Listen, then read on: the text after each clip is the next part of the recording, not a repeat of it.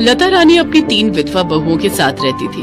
उसकी सबसे बड़ी बहू सपना, मंझली बहू प्रज्ञा और सबसे छोटी बहू चांदनी थी। एक बार जब लता रानी के तीनों बेटे मीटिंग अटेंड करने फ्लाइट से दूसरे शहर जा रहे होते हैं, तभी एरोप्लेन क्रैश होने के कारण उन तीनों की मौत हो जाती है और उसकी तीनों बहुएं एक साथ विधवा हो जाती हैं। वो अपनी तीनों बहुओं पर बड़ा ही अत्याचार करती है क्योंकि वो उन तीनों को मनहूस मानती थी, जिनकी मनहूसियत की वजह से उसके तीनों बेटे खत्म हो गए।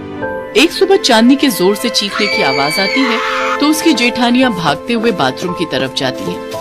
वो देखती है कि उनकी सास चांदनी का हाथ गर्म बाल्टी के पानी में डुबाकर जला देती है।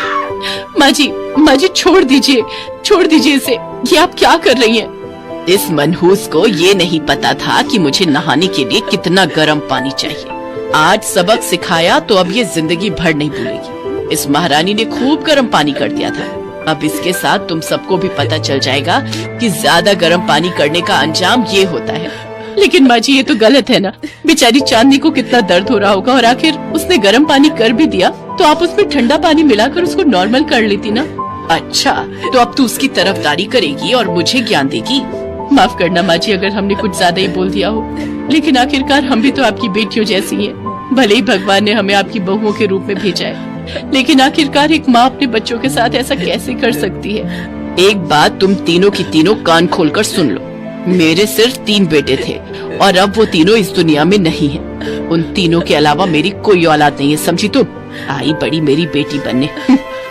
तुम तीनों मनहूसों की शादी जब से मेरे बेटों के साथ हुई थी, तब से उनकी जिंदगी में कुछ न कुछ बुरा हो ही रहा था।